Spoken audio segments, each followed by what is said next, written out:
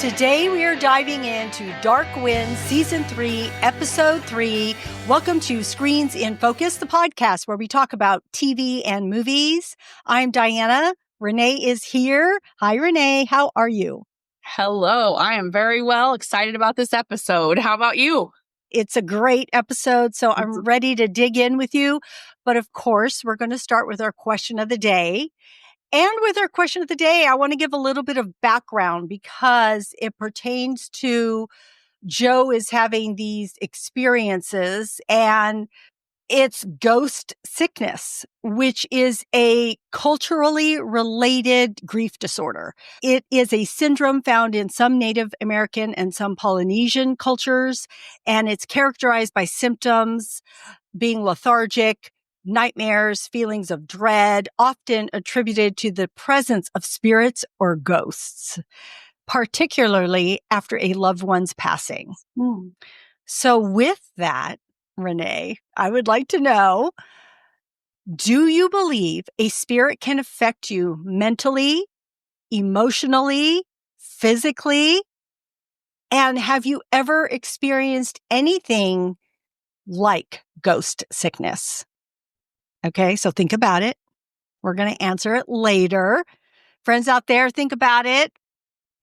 Let us know what you think. We're going to ask this and answer it later on in the episode. All right.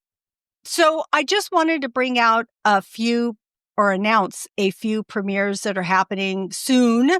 And that is The Last of Us Season 2 is April 13th. The Walking Dead Dead City is May 4th.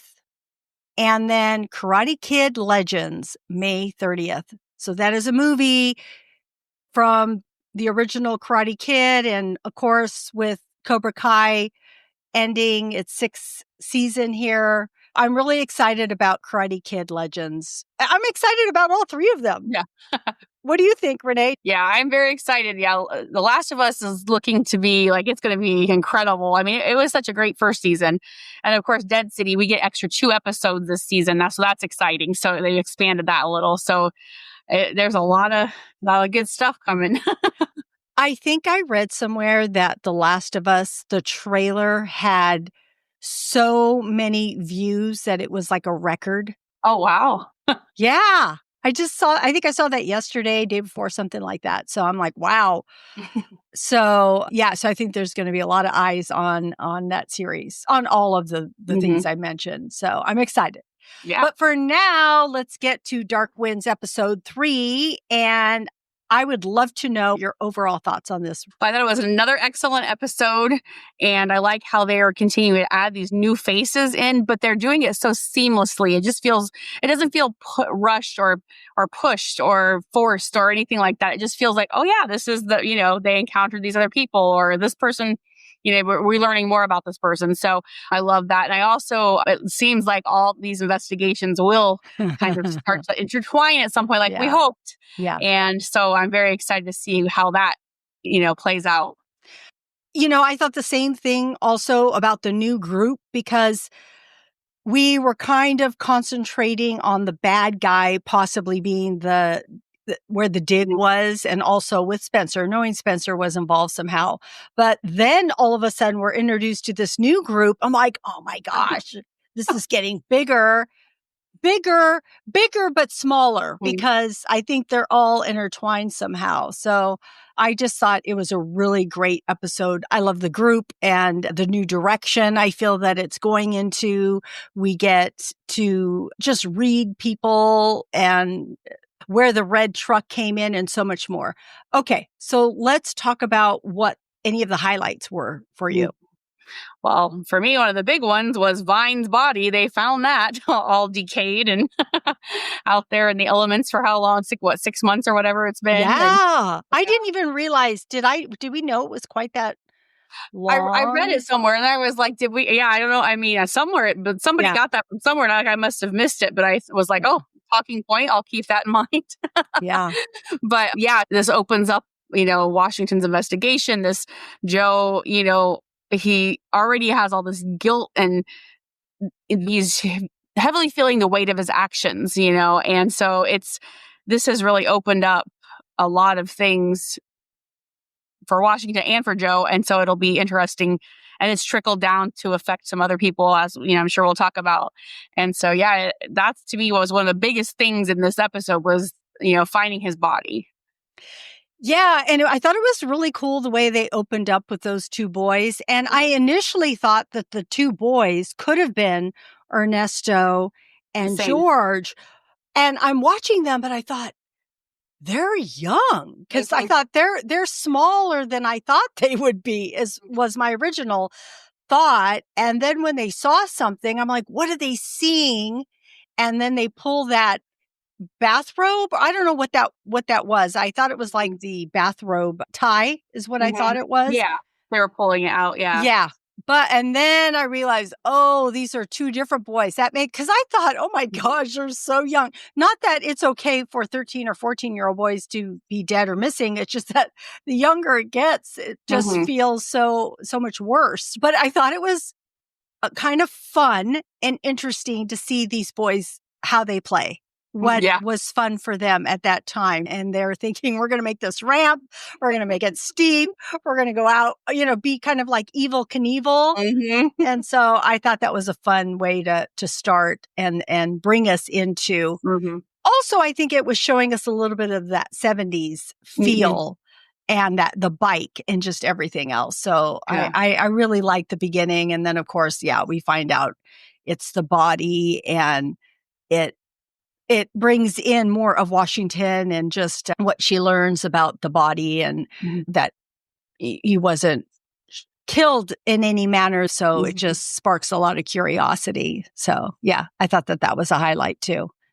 And of course, Joe's guilt, he's having more visions. He's remembering things. He's just, all this stuff is happening to him, and it's affecting his just everything. It's affecting his marriage. It's affecting his job. It's affecting, just every aspect of his life because of the guilt that he's feeling. And I had looked back because I was thinking that Sheriff Gordo had warned him. And I looked back, and in season 2, he said to Joe, if you kill a man, they're bound to you.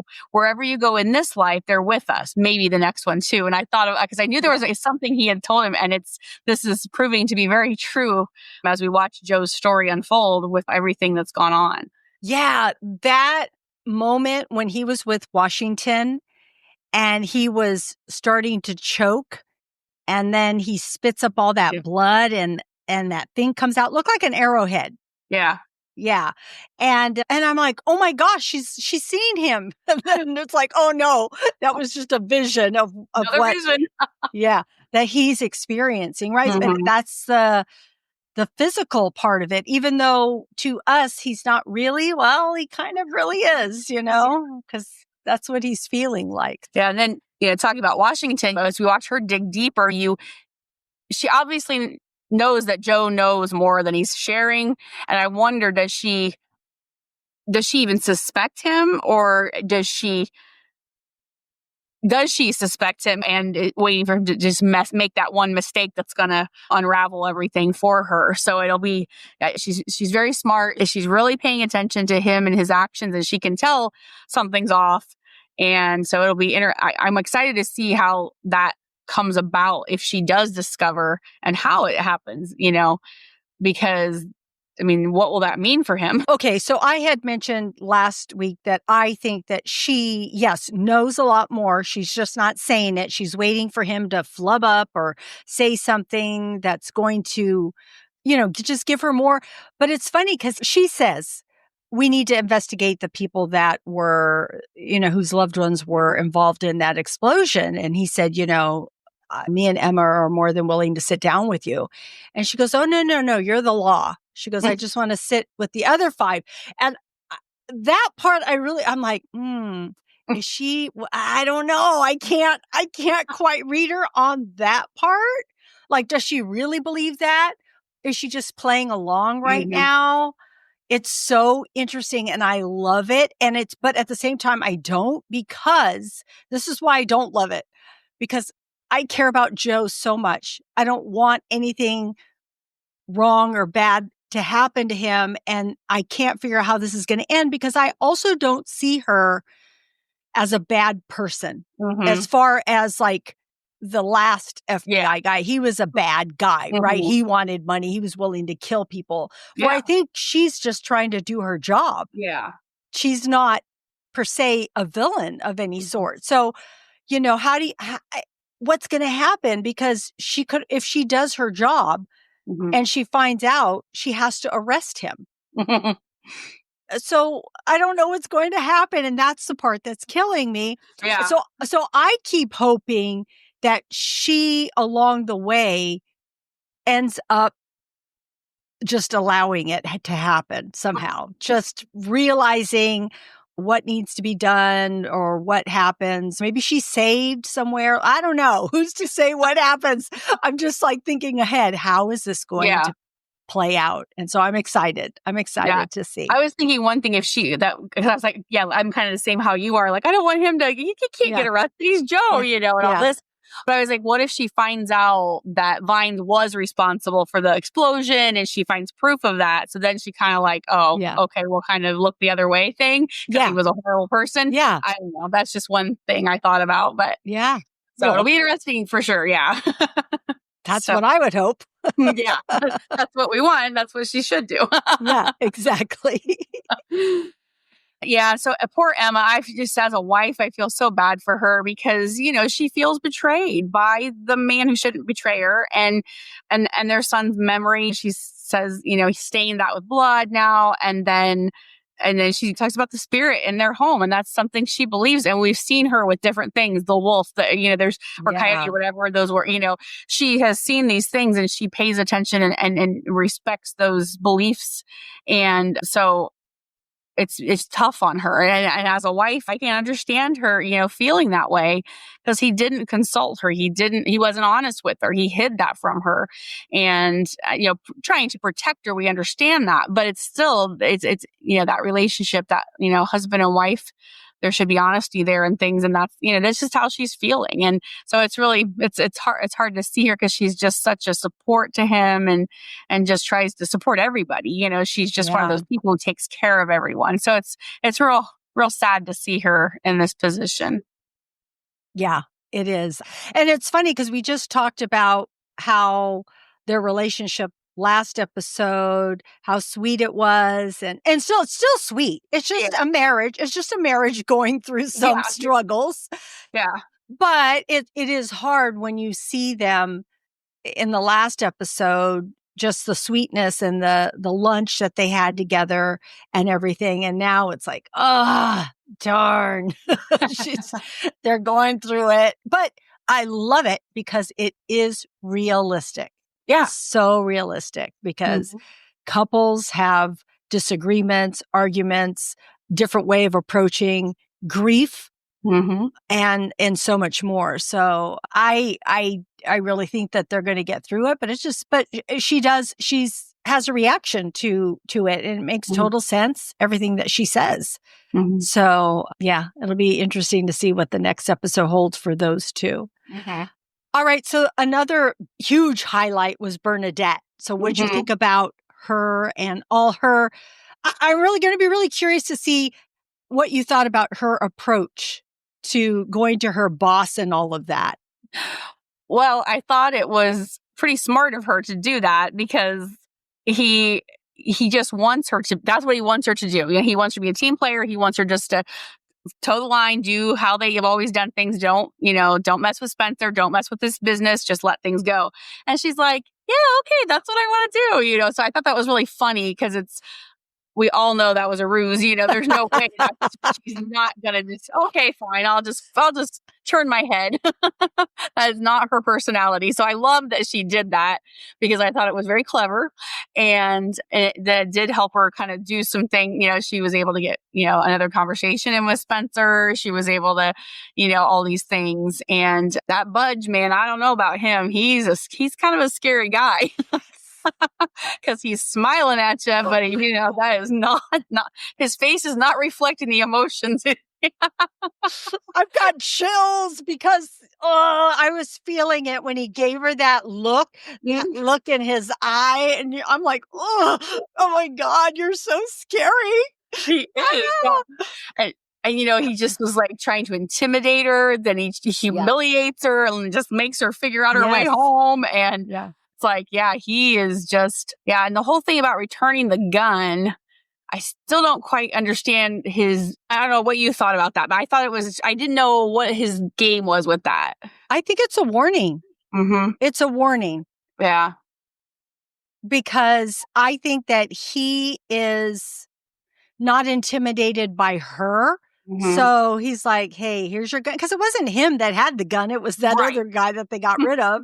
So it's like, we didn't mean to take this. Yeah. Here, have your gun back. But no, mm-hmm. we're watching you and don't step over the line.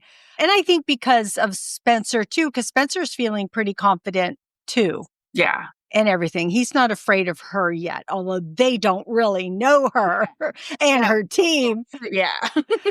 But I agree with you. It was so smart of her to go to her boss and say, I think I crossed the line, and what do you want me to do? And I thought, oh my gosh, I can't believe that she's doing this. It just was brilliant on her part to do that. Also so brave, so gutsy. Yeah. And so, and then when she goes there, it's interesting because Spencer does bring her coffee in a sock. That's a new one for me. He's all a clean one at that. I'm like, even so, it's not working for me. No, not going to try that one. But then he gives her coffee and he's all, okay, I think you can find yourself out. So, I mean, he's like trying to get rid of her. Like, okay, I don't need you bothering me anymore.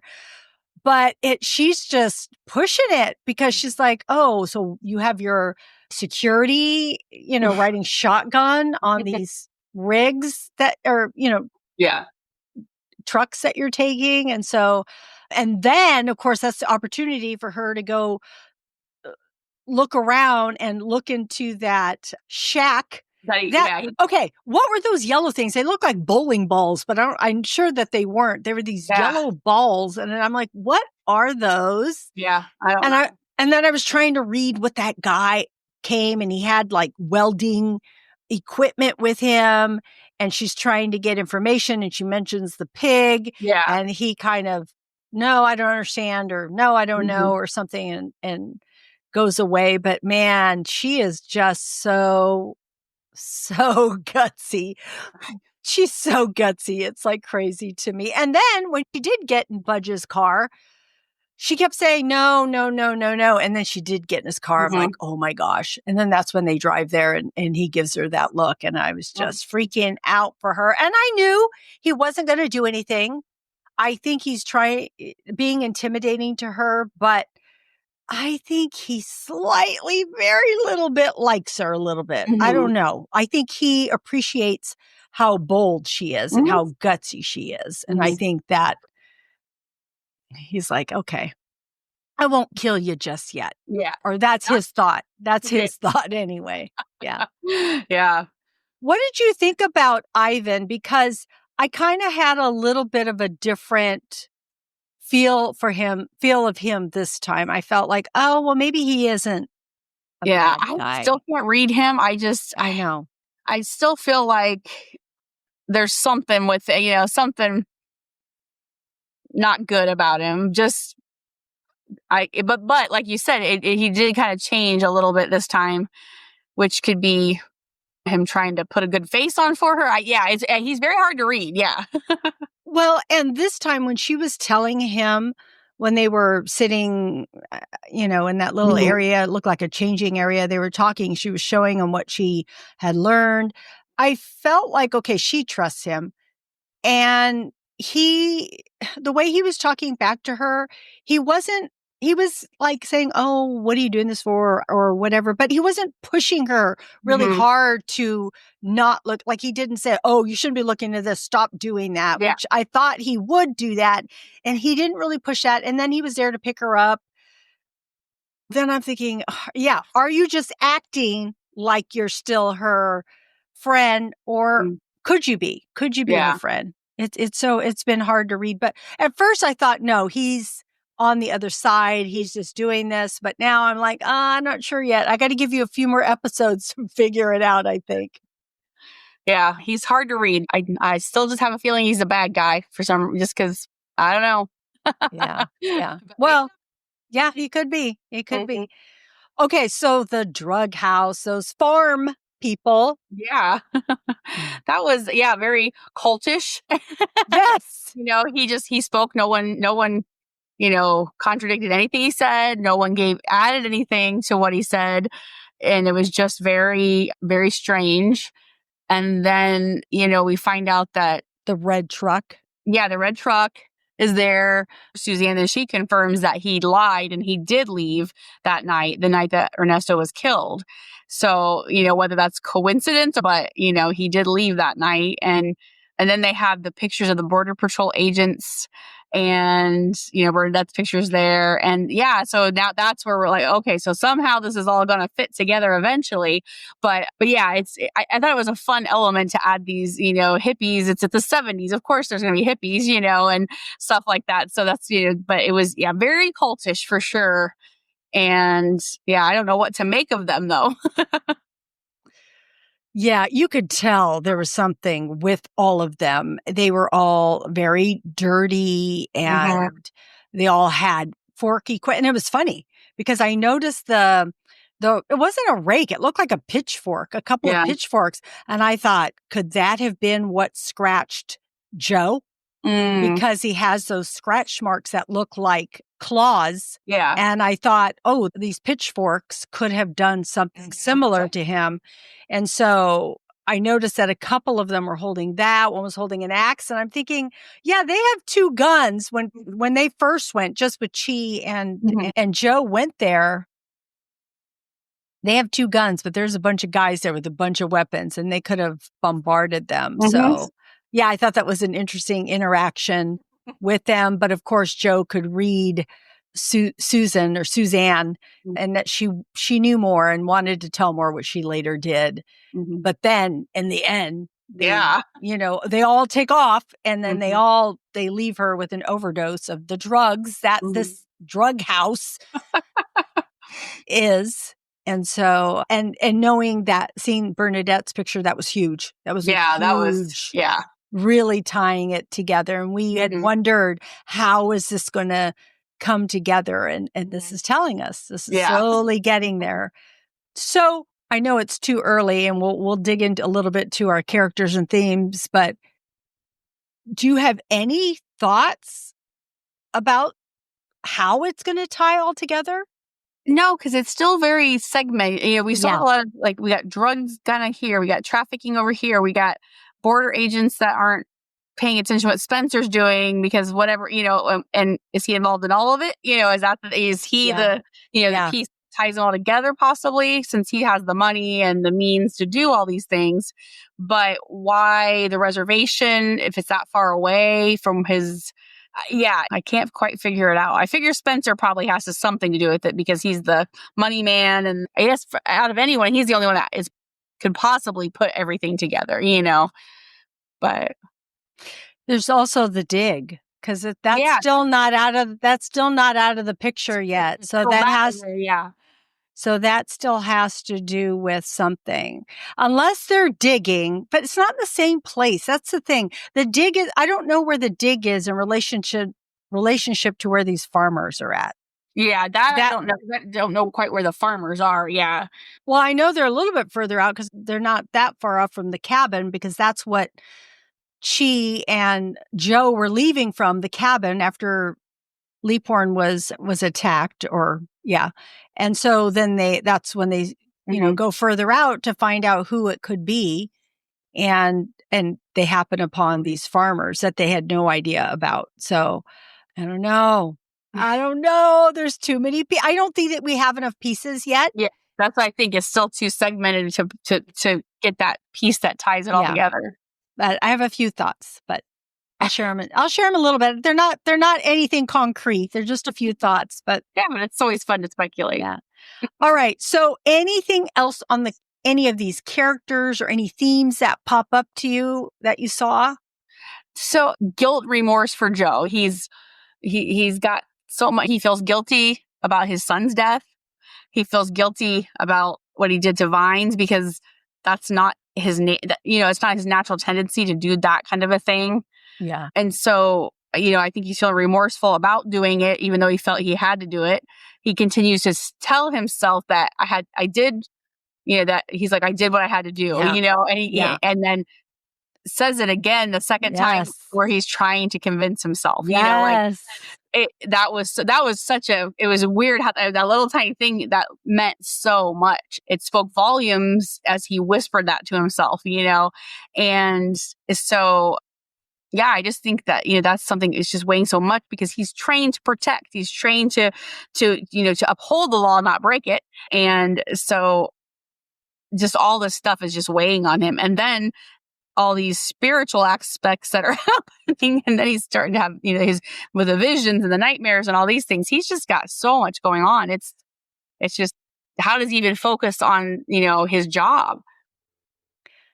I know, right? That's why he's falling apart. Not falling apart. But what I mean is that he's experiencing this, right? Because he's trying to do two different things that are really weighing on him. And yeah, I had guilt and consequences also, the guilt aspect of it. And because he is having those visions still, things keep happening. He still sees the ants. And I think with everything that Emma said, it kind of brought things more into focus as to what this can mean for them.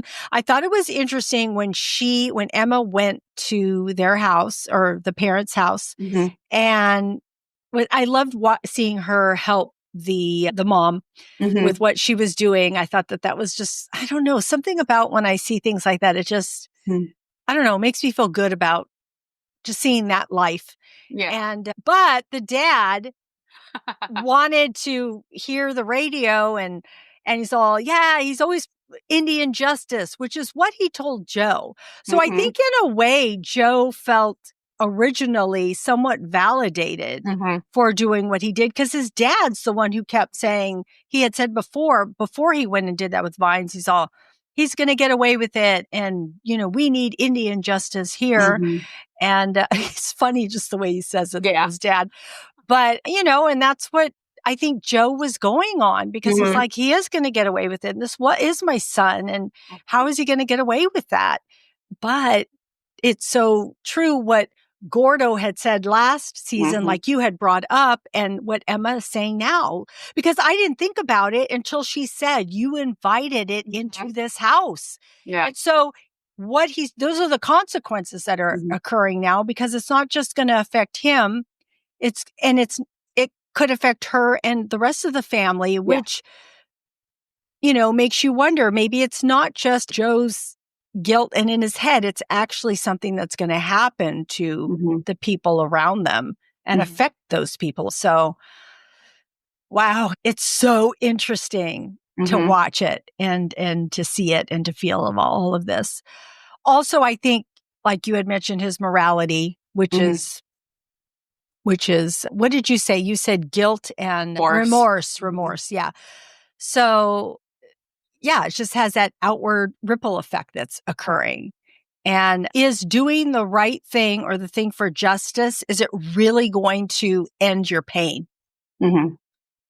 Probably not. Your pain is still going to be there.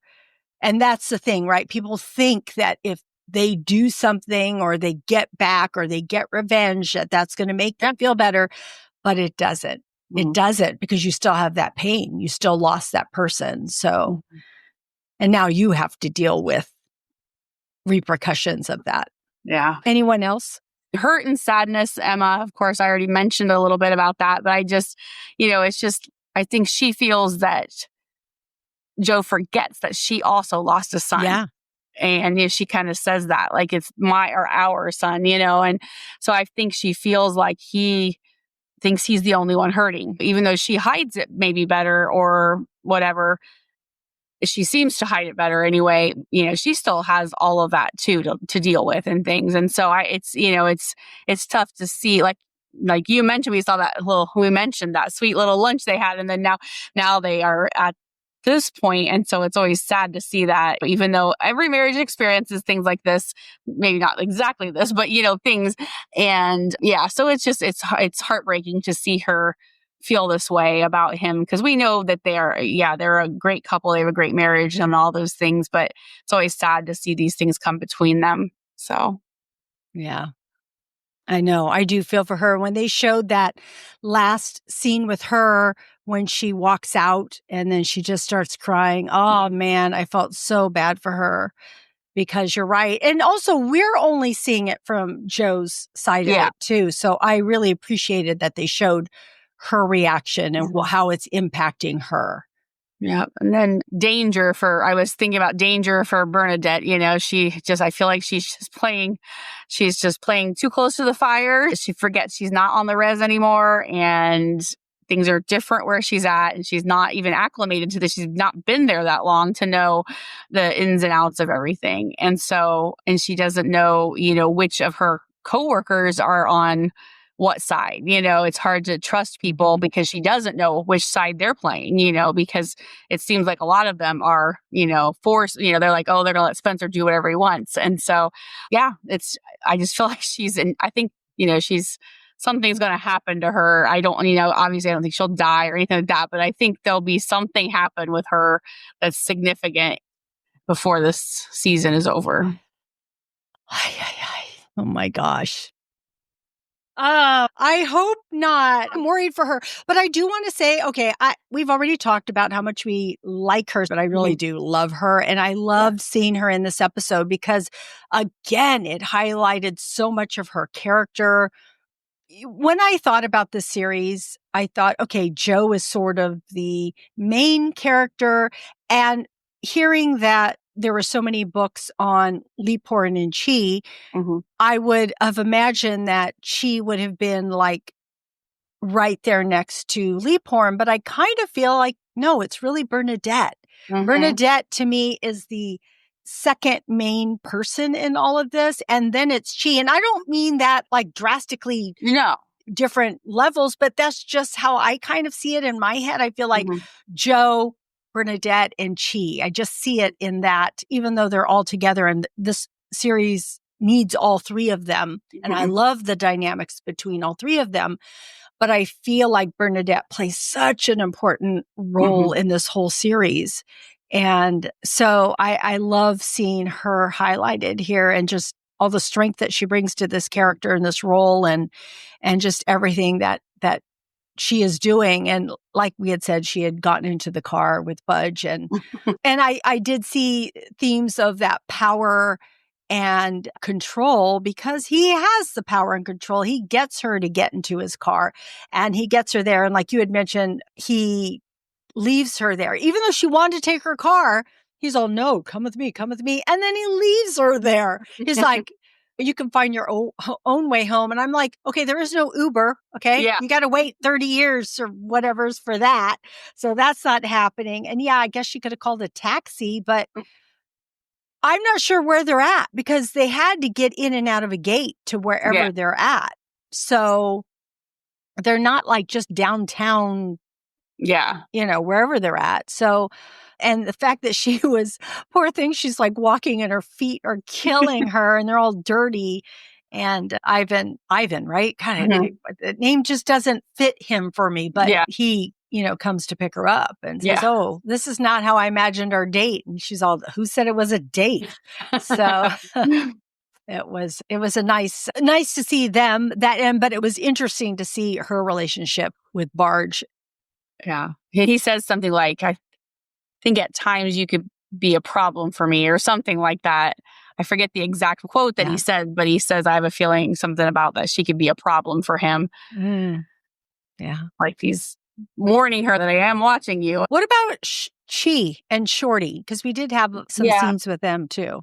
Yeah. Sometimes I feel like they just kind of throw that stuff in and it's not as, for some reason, it's just not as impactful I don't know why, but I wish they would put some more emphasis on it because like you said, I expected him to be more central in the story and not that he doesn't have important parts or whatever, like you said, but they kind of like do this little thing and then it goes, whatever. But yeah, I thought it was interesting with their interaction because they talk about his dad and stuff, right? Isn't that Shorty's dad and all that? And he's like, you're not your dad, and so it's just interesting to see him, even just from the beginning of the season, how he was so mad at him. And so, that old, animosity towards him and things like that, and remembering all the things that happened when they were younger. And now he's like trying to make him feel better and things like that. So I thought it was really interesting how he's kind of changed his tune where he's concerned.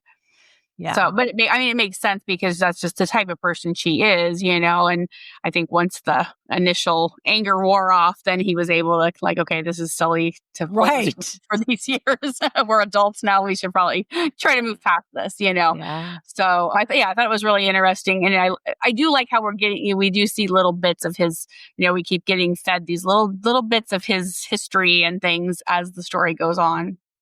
Yeah, I was concerned when Shorty says he's dead, isn't he? Or do you think he's dead or whatever? And I'm like, no, because I don't think he is, but I thought, man, for a father to think that his son is gone. And then I started wondering, because they never said anything about the mom, where the mom is or could be. Is it just them two? And thinking, here's a man working on his car because that's all really he can do. His son is gone and he's not really showing emotion. And he does care about him. But I agree with you that it not being like the highlight, because that's, okay, we're almost through all of our highlights and characters. And it's like, oh yeah. By the way. Yeah, by the way. So, they did have those moments. And I think it is trying to show that she has evolved and, is moved past that. But I do want to bring up one moment when they are looking for Suzanne or going back to arrest everybody with the cops and such. And they hear the car because he sees Bernadette's picture. And then they hear the truck start up and he goes running out. And I don't know why I thought it was funny. It's not funny at all, but it was funny when the truck comes out and the one police officer jumps out of the way because the guy's going to run him over. And then she's all, jumps out of the way too. I don't know why. I just thought that was funny because it's true. That could happen. And it was just so funny watching them jump out of the way. So, yeah. And then Suzanne is she dead or is she not dead? I don't think you think she is? Oh man. I don't know. I couldn't tell. Yeah. I just thought just the way, I don't know, she kind of slouched or something. I just oh, I think she's dead. But I could be wrong, but. No, she could be dead. It's hard to say. I was hoping he could get more information out of her. But if he could, then, so maybe she is dead because, because it was hard to tell because he's all, I'm here with you. I'm here with you. I'm going to stay with you. And then he almost left and then he didn't. He's like, no, I got to stay with her. So it made it feel like she was probably going to die because he's like, I need to be with her too, as she was trying to. And he says, I'm sorry. I'm sorry. And I'm like, why is he saying he's sorry? Well, I mean, not like he did anything, but I was curious, what motivated him to say that? Is he sorry she lived that life? Is he sorry that she was caught up in this? It was interesting that he used those particular words to her. So, I don't know. All right. Any other thoughts? Any theories? Any takeaways? Anything you're excited to see?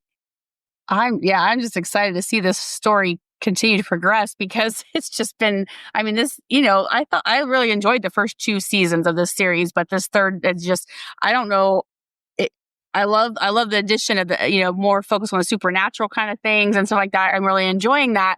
But the story just seems to get more rich and more depth to it, I guess. This season, I don't know if I'm paying more attention or what it is. But I just feel like they've upped their game this season, and it's better than it has been. Not that it was ever bad, but yeah. And so I'm just excited to see what's going to happen. And I my brain, I keep thinking, I was like, well, what if this and what if that, and I just have no idea. And I'm sure I'm completely off base, but yeah. So I'm just excited to see it continue. I am too. As you were saying that, I was wondering what that could be, but it could be just because we have season 1 and 2 behind us. We know them more. We care about them more. So when you care about somebody more, it just better. And I think the story is expanding and it makes sense. And it's gone into a good progression here because in the first episode, Chee was introduced and he was undercover. That was a great story. And then the second one is, oh, okay, now he left the FBI, now he's joining. And so I feel like, and they had introduced a pretty good villain. And that's when BJ Vines, we began to know more of what he had done. So I think it kind of, the second season tied up what had happened and with the explosion. So it brought answers, but it wasn't until the second season did we find out what really happened. Yeah. And now it's the consequences of what BJ Vines did and then what Joe has done and how that's moving forward. Plus with Byrne going to Border Patrol. Yeah. I don't have any big thoughts or theory, or I have lots of thoughts, but theories, but I do want to say that Pig is going to be something. Yeah. And I know that Pig is something in the books. Mm-hmm. And I don't know exactly what the pig means because I haven't read the books. Yeah. I don't know if I'm just gathering this and it may not be true, but it has to do with tools and the tunnels. And I find it interesting because that guy was doing the welding and Ernesto was found in one of the drain pipes and there's a dig happening and it has to possibly do with drugs. So are they tunneling a certain way? I have no idea. I don't know. But I will tell you in Mayans, they did use to get to Mexico and back, they did use underground tunnels and ways. Sure. So I don't know. I'm just grasping at things out there, trying to think, what could this mean? Yeah. Where are we going with this? How does it all fit? Yeah, because Bernadette is 500 miles away. So why do they need her picture here? Mm-hmm. Is somebody driving trucks? And it's like, okay, when you get there, so maybe it's just drugs and human trafficking all in one. Who knows? Yeah. So much to ponder. Mm-hmm. Oh, I know what else I wanted. A couple little things that I noticed or wondered about was Joe had asked Chee to find out about the leasing company.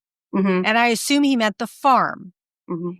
And it was called AG or something like that. AGS, maybe? AG. I felt like it was 3, but AG something. Leasing. I think it's leasing. AG leasing? I'm not really sure either. But who is that? He's looking at the pictures. When he goes to go into Washington's office and look at what she's looking at, comes back out. I'm like, don't get caught. Don't get caught, Joe. I know. even though it's your precinct, don't get caught. It's FBI stuff. Anyway, but then he, comes back and answers the phone and goes out. But so who is this leasing company? I'm sure that's going to lead to somebody else. Is it, who owns that? Does Spencer own that? Does somebody else own that? It was like AGS, and that's why I thought it was AGS leasing or something. So this S of Spencer maybe is what I kind of. So, but I don't know, that we could be way off on that too. Who knows? Probably not. I think, it's a good thought. Also, I didn't see the name, but when Budge took out his wad of money, he had a green, rubber band, and I couldn't read it, but you saw. I thought of it because I saw they were they made it very deliberate, and I was like, yes, is that something? And so I did. It said something fruit company. Oh. But the first word there, it was wrapped around the other way. But so all you could see was a little symbol, but you could see that there were words on the other side. But then what you could read was fruit company. And I was like, well, I don't know if that means anything. Maybe it does. But yeah, I just seemed very deliberate. So I was like, wait a minute, I'm looking at that. And so, yeah. We're looking for anything. I need a clue. But, he held it up and who does their money like that? You just kind of do it down here at the side. It just seemed very look at this thing, so probably nothing, but. Yeah. And she noticed it, right? She's trying to figure it out too. She was doing the same thing we were. What does it mean? So, yeah. So that was good. Yeah. Oh, man. All right. Well, I think that's it, right? Are we ready to get to our question of the day? I think we are. All right. So back to the question of the day, which is, do you believe a spirit can affect the living physically, emotionally, mentally? Have you ever experienced anything that felt like ghost sickness, or maybe even heard about it? So I guess I always believe like if spirits come back, I always feel like they're evil because I'm kind of a black and white person. I feel like there's a heaven and hell. You go to one, you go to the other. There, that's what I believe. So I feel like if there's anything left behind, I feel like it's got to be evil. So I always try to think, nope, they don't exist because I don't want anything evil. And so that's just kind of how I feel about it. But I've never personally felt any effects from anything that I felt was like a spirit thing or anything. But I do know I have family members who have experienced some really interesting things where they believe that it was, my husband and my daughter do ghost hunting. They haven't done it recently, but this has been years ago, but they do that. And they have shared some crazy experiences that they have gotten on tape. And I don't know how to explain it. So definitely I've heard their stories. So I'm not going to discredit it because that's what they experienced. They experienced it, Yeah. So, but personally, I don't feel like I've ever, if I did, I ignored it probably. Like, I know, right? Or talked it away like, that what? that was nothing. That door closing? I was the wind. Yeah, there's an error or something going through here. Yeah. So that's, yeah. So yeah, it's tough to say. So it's so funny. As you were talking, I'm like, gosh, me and Renee are a lot alike in a lot of things, so much. But yeah, because I think that I talk it away too, because I'm like, oh, I don't want a ghost or a spirit because that could be really bad. But then if you think about it in a way of like, you say your loved one is always with you, right? I mean, you don't think of them as a ghost, right? You're not saying my blah, blah, blah's ghost is here. No, but you say blah, blah, blah is with me because you mean it like in a different way, right? In a really more of a spiritual way, right? They're looking over me. They're taking care of me. They're giving me a sign. There's a butterfly. I mean, a lot of people feel that, right? Yeah. So maybe that is true. But at the same time, when you think of like ghosts, I think of it as like scary, like somebody's going to come and murder you, right? Or they're going to come get you. But I think I have to reframe my think because I have a lot of family members that also believe in ghosts and spirits and such. But I think just my mind tends to, like I said, that moved from here to here because of the wind or the cat got it or whatever it was. So I tend to discount things sometimes. But yeah, like you said, how are you going to discredit what somebody else feels and does and how they see things? And I think with Native Americans and maybe other cultures, they don't see ghosts and spirits as bad things unless you've done something to that person, then it might. Yeah. So I think that is why Joe may be experiencing these things. Of course, I was thinking this is all in his head, right? But maybe it's not in his head. Maybe it's more than that because we're just going through this in our perspective. But this our perspective is just one perspective. There's other ways of viewing this. So what Joe has experienced could really have happened. So it's so hard to say. And as far as me experiencing something like this, I've had siblings and parents. My parents have passed away, but I've had siblings pass away. And I will say when one of them had passed away, I didn't know it yet. And I was somewhere else and I felt uneasy wherever I was at. I felt like I was really, really homesick. And I didn't know why, because I was with my husband. I was with his family. We were celebrating. I thought, why am I feeling this in my gut? It was later that day that I found out one of my siblings had passed away. And I thought, oh my gosh, I felt something. Why did I feel that? Did I feel that because I could sense my family was going through something that I wasn't there with them? Or was it because I was with my husband's family and I was just missing my family? I mean, I can't tell you what it was, but I did 100% feel something. Yeah. So, yeah, so it's very interesting. You know, the universe is magnificent and it's huge and there's just a lot of beliefs and a lot of perspectives and so much out there that we don't know. So, yeah. So it's all very interesting. I don't know, friends out there, what do you think? If you have ever experienced something like this, we would love it if you would share with us. You can comment wherever you are listening or watching. You can get to our social media on our website, which is in our show notes, and that is at screensinfocus.com. Or you can even call us if you have to tell us a story. We would love to hear it. That would be 669-223-8542 because we want to know. All right. And please come back for the next episode, episode 4, because we will be here to break it down with you. And we'll be at the halfway point by then, Renee. So yeah, it'll be good. All right. So that is the end of our conversation on Dark Winds. I was going to say The Walking Dead. I can't escape it. I can't. All right. So let's get to our TV and movie recommendations. So what have you watched, Renee? So we just have not been watching many movies. We've been engrossed in these series and just that's been our focus. So I don't remember if I mentioned The Pit, but I will do it again if I already did. It's so good. It streams on Max. The interesting thing about it, each episode is like an hour from their shift or, some approximate. I think it is about it because it's like a 12-hour shift or whatever. And so yeah, it's just crazy when you watch this and see how this emergency room and how all this stuff happens. And then you realize, wait, this is the same shift. All this stuff has happened through the same shift. So it's so good. It's very well done. So I highly recommend it if you have not watched it. And on your suggestion, I watched Adolescence on Netflix and oh my gosh. So that little actor, I can't remember his name, but the kid who plays the teen and that is phenomenal. I mean, you would never know that this kid has not been acting since he was 5. I mean, like you would think he grew up acting.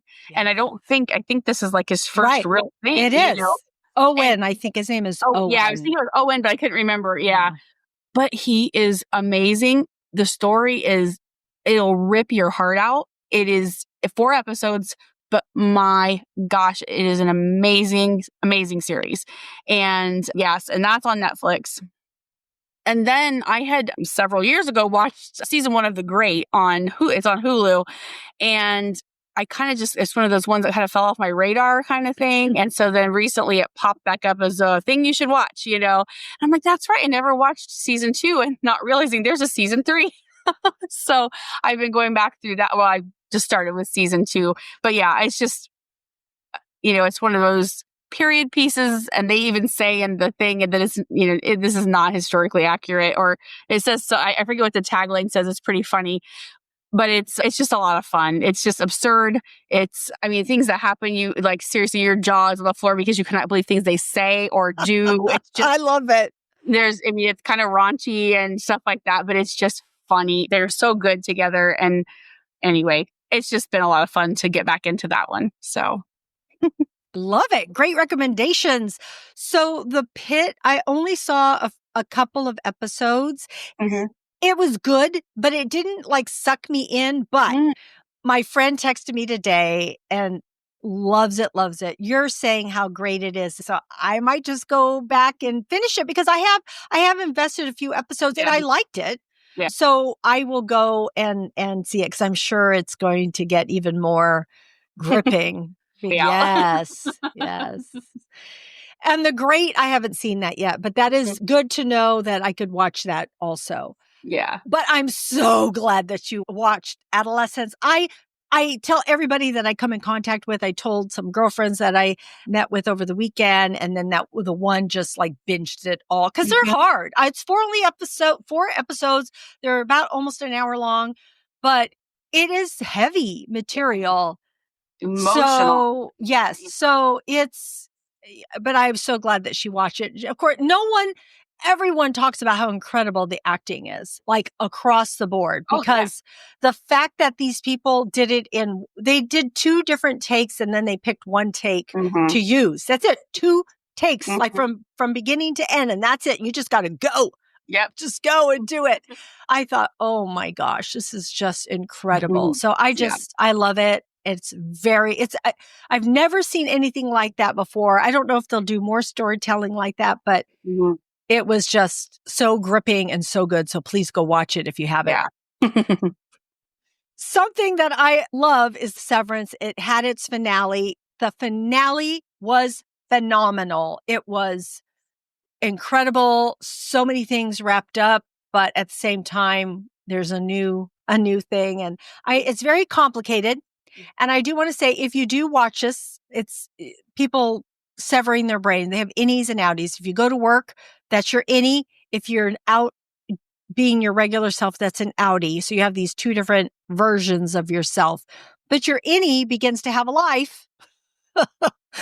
And your outie is a different person. So most of this is concentrated on the innies, the people that are in this office and how they are trying to figure out what their job even is. And all these little bits and pieces come. It has like this dark humor underneath it. So it can be quite like funny in a dark way, which is very, very cool. It's brilliantly written, and Ben Stiller directs many of the episodes.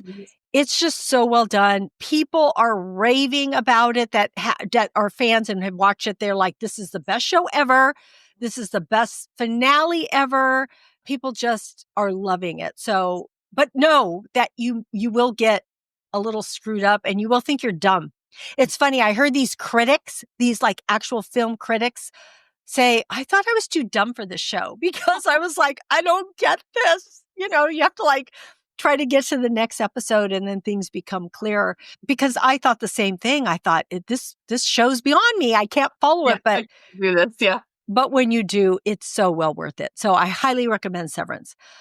Okay, this is what does my son say when I'm watching shows like this, these reality shows? He says something. I'm doing something in my brain. I can't remember what he calls it. Oh, I wish I could remember what he says. But basically, I watch Temptation Island, and it's, I don't know why I watch it, but I am always gripped by watching these people, what they do to their love life and their girlfriend or boyfriends, and what they put themselves through. Why they would expose themselves on a show like this, I don't know, but they do. And I'm hooked because I'm watching it. So I binged it all. I couldn't help it. I stayed up late, but it's always entertaining. So that is on Netflix. It didn't used to be on Netflix. It was used to be on regular broadcast television, but now it's on Netflix. I finished Vikings a while ago, and now I have started Vikings Valhalla. It's on Netflix. I'm enjoying it. I think I enjoyed Vikings more, but my husband and I are on the 2nd season. I think there's 3 seasons out. So we are enjoying the story as it continues. And I did put on the first episode of Dope Thief. It's on Apple Plus TV. And I only watched 1 episode. And this is about 2 buddies who pretend to be DEA agents and steal other people's drugs. Okay. But what ends up happening in the first episode is they steal the wrong drug dealer's drugs and find themselves in a predicament. So that's what that is about. And I do want to mention 2 movies that are out, and one is Honora. It is finally out on Hulu. And this, of course, is a winner of 4 Academy Awards: Best Picture, Best Actress, Best Director, and I believe Best Editing. I think it's Best Editing. But this is about a sex worker from Brooklyn, and she meets a Russian kid. I say kid, but he's not really a kid. He's like 21. And she marries him, or he marries her, whatever. But then the parents end up finding out, and they want that annulled. And they're, of course, not here, but they're coming this way, and they send their people to get them to get this annulment. And it's just a really interesting ride. And it is a drama, but it's also a comedy. Like, there are moments in there I did laugh and chuckle because I'm like, this is crazy. And it was made with a $6 million budget. So Wow. check that out. And I also want to bring up Sing Sing, which is on Max with Coleman Domingo. Have you seen this? Not yet. Again, it's on my list, and I just it's on Max. Wait, do you get Max? Yeah. Okay, awesome. So it's based on a true story of a man in prison in Sing Sing, but he has this group of a theater group that he's in, and they perform and put on plays, and that's sort of his outlet. And it's just his life in prison and the other prisoners that he has relationships with. But man, Coleman Domingo was nominated for an Oscar. He didn't win, but that's, that's beside the point, because his performance was amazing and well-deserved. And of course, I was secretly, even though, the people that won, I wanted them to win. I was like secretly like, could Coleman Domingo win? Because a lot of people felt that, like people that aren't even Fear the Walking Dead fans, they just love him from so many other things. But just phenomenal performance. And I highly recommend that movie. Yeah. And only Coleman and then I can't think of the other guy's name are professional actors. The rest of them were actually they were prisoners in Sing Sing that went through that theater program. So I thought that was really neat that they got to do those roles and things. So I thought that was really, fun. I love that you mentioned that. I totally forgot. And that is so true. And I knew that, but it escaped me. And that's incredible. And now thinking back at the performances that I saw, I think the director was probably an actor, because I just felt like he was just too good at it. But I'm sure the other inmates were inmates. And so, so good. It was so good. Really good. Makes me want to go watch it again. All right, Renee. Oh my gosh. Thank you for joining me again today. I'm so thrilled that you were able to. I'm always glad when you ask. It's just always a blast. Please share with people your writing with Undead Walking and everything else you do. Yeah. So I write for Undead Walking, which is mostly dedicated to The Walking Dead and the actors who are in any of the series and things. And I keep a lot of news up on where, what new roles they're going to be in and things like that, and try to cover a lot of that. So it's undeadwalking.com. And I write for some other sites like Netflix Life and Winter is Coming. I do some freelance work for some of the other ones, but I know you put my link in the show notes. And so if you want to see what I write, you can click the link. Yes, please do. All right, Renee. Love it that you were here with me and friends out there. Thank you so much for joining us. We are so happy that you joined us. We hope that we gave you a chuckle, some happiness, some positivity, some inspiration. Remember to follow Screens in Focus at screensinfocus.com. And remember to keep watching, keep exploring, and keep those screens in focus. And we will see you next time. Bye. Bye.